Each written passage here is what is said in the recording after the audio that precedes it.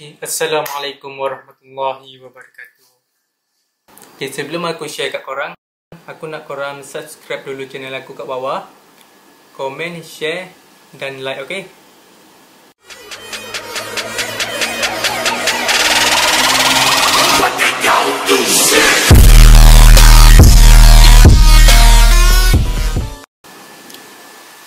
Okay, hari ni aku nak share kat korang 10 barang yang perlu dibawa semasa mendaki gunung. Okay, barang yang pertama, korang perlu bawa beg galas, iaitu beg hiking. Okay. Beg ni korang perlu beli saiz yang besar sikit, dalam 45 hingga 55 liter. Ini untuk memudahkan korang untuk memasukkan barang-barang yang perlu dibawa. Okay. Okay, antara ciri-ciri beg galas ataupun beg hiking yang perlu korang beli ialah galas air dan tahan lasak. Okay. Lepas tu reka bentuk yang menarik. Okay, reka bentuk ni sesuai dengan tubuh badan. Kalau dia tengok atas tubuh badan macam mana, ada yang beg besar tapi tubuh badan kecil, rasa tak selesa. Kalau boleh beli sesuai dengan keselesaan korang. Semasa beli beg tu, korang kena perlu juga ada rain cover. Sebab manalah tahu takut hujan, rain cover tu penyelamat beg korang. Yang kedua ialah kasut mendaki. Korang perlu beli sepasang kasut mendaki yang sesuai dengan kaki korang. Okay, kasut mendaki ni harga dia mahal juga, tapi korang boleh try guna.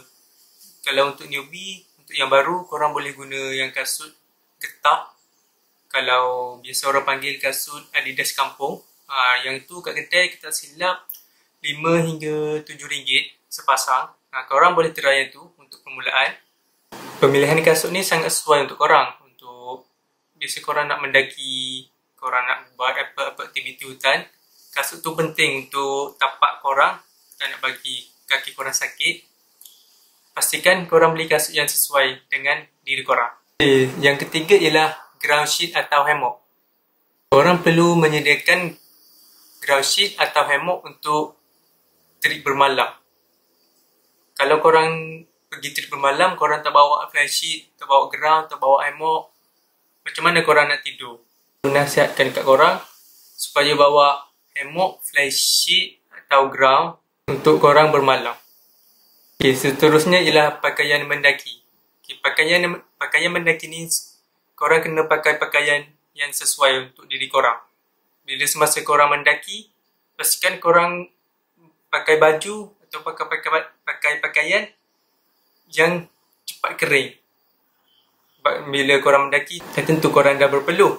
Pastikan korang beli baju yang cepat kering peluh, tahan lasak dan selesa. Pastikan korang beli baju yang macam tu untuk keselesaan korang semasa mendaki.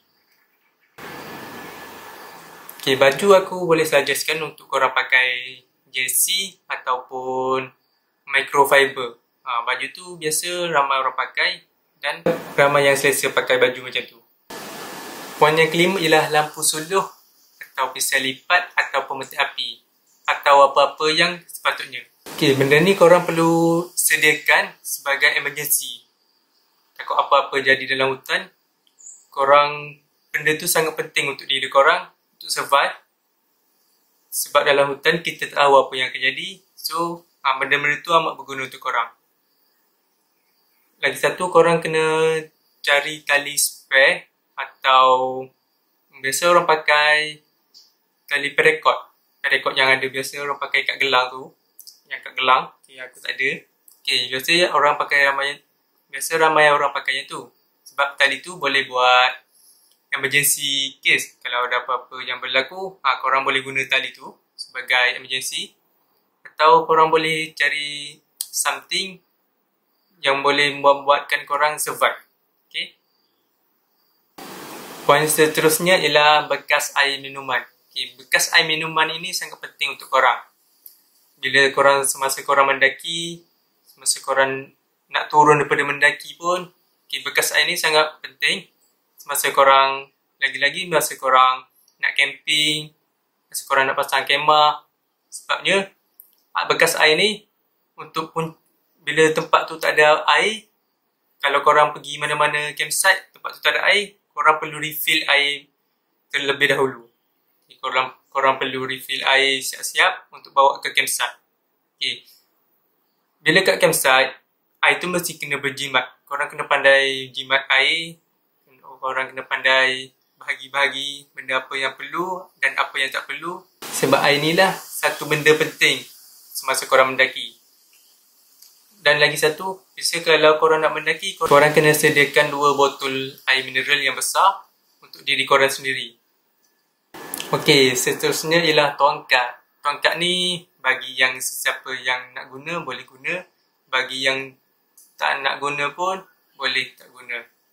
Okay, tongkat ni sesuai untuk yang biasa sakit lutut, ada apa-apa kes ke, kaki sakit, sesuai untuk guna tongkat. Sebab tongkat ni boleh membuatkan badan kita jadi seimbang. Dengan tongkat tu, korang boleh guna tongkat untuk seimbangkan badan semasa mendaki. Okay, poin yang ke-8 ialah kamera ataupun telefon.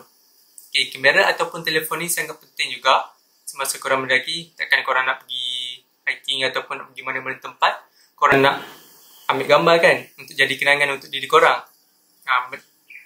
Aku suggestkan kalau korang nak bawa kamera, takut berat.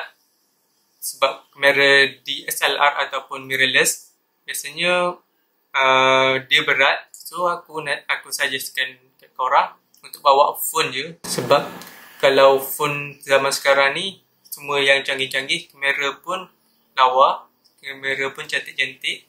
So, pada yang baru-baru nak hiking ataupun baru-baru nak mendaki, nak pergi mana-mana, yang baru, yang newbie, aku nasihatkan korang, permulaan yang baik, korang bawa phone yang kamera lawa dulu.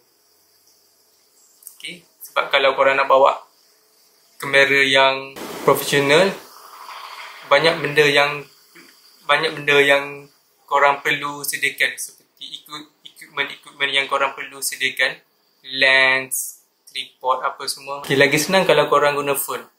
Sebab dia selalu ada dengan korang. Kalau kamera, korang nak kena jaga lagi. Okay, poin yang ke-9 ni sangat penting, iaitu makanan yang korang perlu bawa semasa mendaki. Okay, makanan yang perlu korang bawa semasa mendaki ni ialah seperti jajan, apa benda-benda yang menaikkan tenaga korang seperti bar, coklat, benda-benda yang bertenaga. Okay, ni adalah satu benda penting untuk korang untuk memberikan tenaga kepada korang. Pastikan korang memilih makanan-makanan yang ada tenaga untuk diri korang. Lepas tu makanan yang senang dibawa. Lepas tu beli yang mudah disimpan. Okay, makanan ni sangat penting untuk diri korang semasa dalam hutan.